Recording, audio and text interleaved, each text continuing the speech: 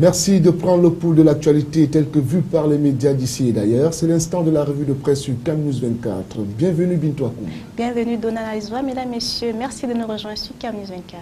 Et la revue de presse de ce matin commence bien entendu avec la controverse autour du camp Bombon-Joya, présenté comme un candidat sérieux au perchoir. Le nom du sultan des Bamoun ne figure ni dans le bureau ni dans les commissions. Ses proches invoquent une entente avec le président de la République. D'autres y voient une défiance vis-à-vis de Paul Biya. C'est à lire en page 3 du journal Mutation. Toujours du quotidien Mutation, et cette fois-ci c'est l'opération épervier à sa une, avec Urbain Olanguena Awono condamné à 15 ans de prison. L'ex-ministre de la Santé publique risque une autre condamnation dans un second dossier en instance au tribunal criminel spécial. C'est à retrouver à la page 12 du quotidien Mutation. Et puis l'on parle de la sous-région avec la CEMAC dans le journal Mutation de ce matin. Les résolutions du sommet de Libreville, le Gabon et la Guinée équatoriale ont accepté d'ouvrir leurs frontières aux ressortissants de la sous-région dès janvier 2014. C'est donc l'annonce à lire en page 3 du journal Mutation. Justement, Mutation s'intéresse aussi à l'éducation avec le probatoire qui fait de la résistance. Et c'est à lire dans le supplément Avenir dans les pages 7 et 10. Et bien sûr, toujours dans le quotidien Mutation, on est là en société, enquête sur les maternités des déficientes mentales. Le phénomène embarrasse les services sociaux et les familles. C'est en page 4.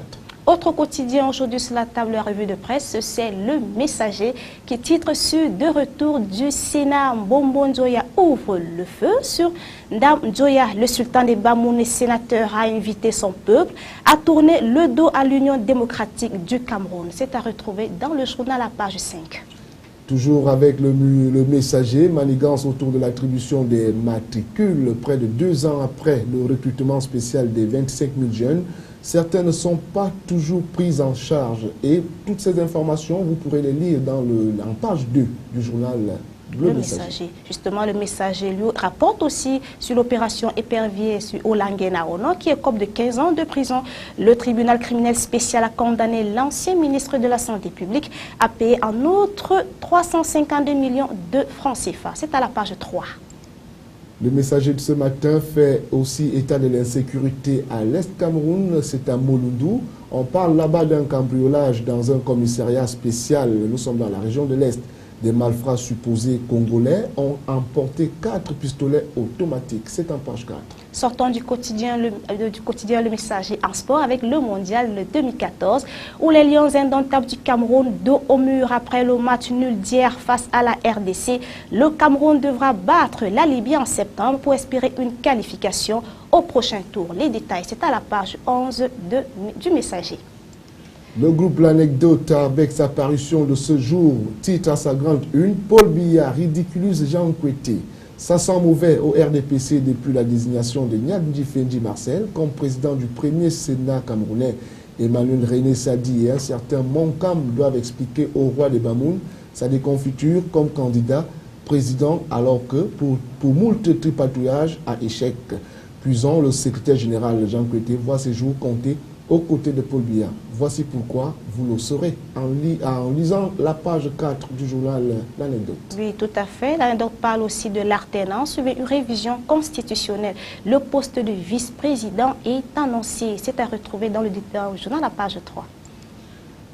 Et si on lisait dans les yeux du Sahel, c'est l'œil du Sahel qui nous parle avec des faux comptes bancaires de personnalités. C'est une révélation contenue dans ce journal sur le double jeu du gouvernement. La justice camerounaise savait depuis 2006 que les comptes bancaires supposés appartenir à des personnalités étaient faux. C'est donc la grande une du journal L'œil du Sahel ce matin.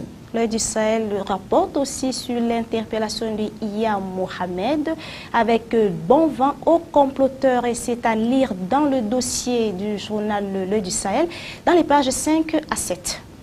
Et pour rester dans l'actualité du Sénat, le journal L'œil du Sahel nous propose en page 4 la politique avec le départ des sénateurs de la Damawa du groupe parlementaire. Il titre donc que les sénateurs SDF de la Damawa veulent quitter leur groupe parlementaire. C'est à lire en page 4. Sortant du journal L'œil du Sahel, après la direction de Mayo Mouskoda, c'est à l'extrême nord, où un millier de réfugiés nigérians s'installent. C'est à retrouver dans le journal Donald. Un nouveau venu sur la scène, c'est bien sûr le journal L'Alerte à sa deuxième parution, c'est un mensuel. Fecafoot, comment la chute d'Ia s'est planifiée.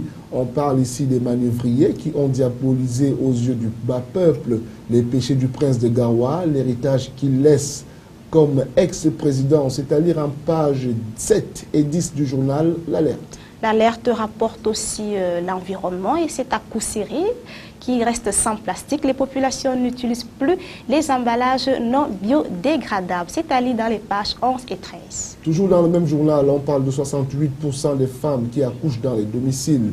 La cause ici serait liée au coût de la maternité à l'hôpital et c'est à lire en page 15. Et voilà qui nous conduit à la page internationale de cette édition avec aujourd'hui en France où 2,3 millions d'élèves en vacances avant l'heure. C'est à lire dans le journal.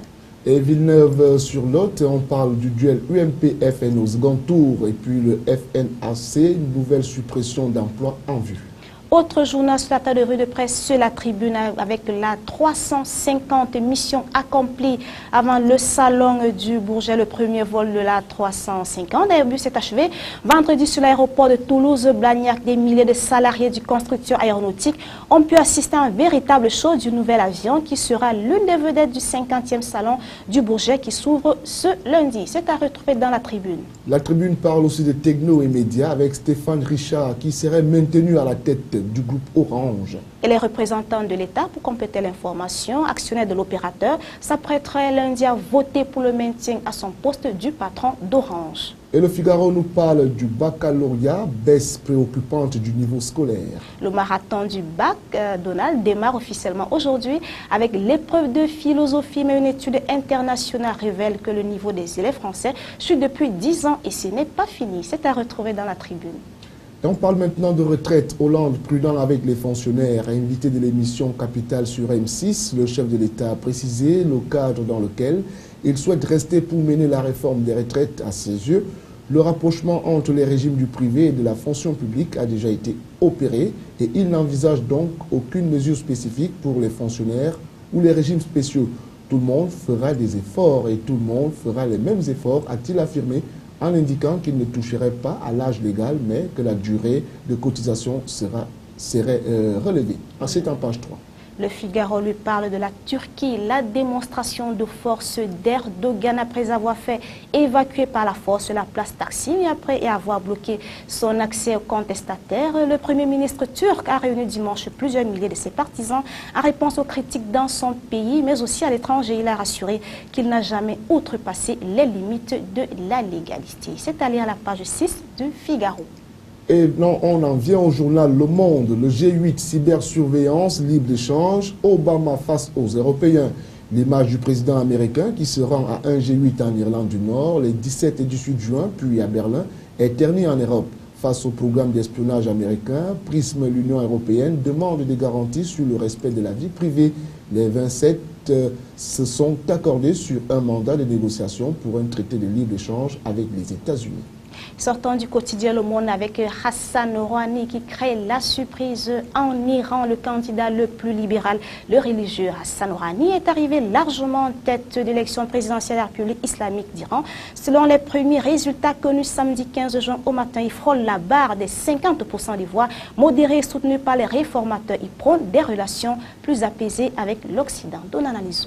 Et à lire en page 2 et 3 du journal Les Échos, le salaire des dirigeants, le Big Bang du patronat, l'AFP et le MEDEF ont profondément remanié leur code de gouvernement. Une interview de leur président, Pierre Binquet et Laurence Parisot. C'est donc à lire en page 2 et 3 du journal Les Échos. Les Échos parlent aussi des leçons de vie des politiciens, les grands hommes américains aux États-Unis. Un discours de remise de diplôme universitaire, front un tabac sur Internet, enquête comme chaque année, liaison des commerçants, des commencements, speech aux délivrances dernière semaine, des grands moments de la politique et du business dans les universités américaines comme Barack Obama, le président des États-Unis.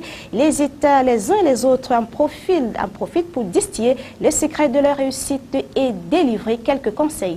Certains discours, comme celui prononcé par Steve Jobs devant les étudiants de Stanford en 2005, c'est à lire dans le journal Les Échos.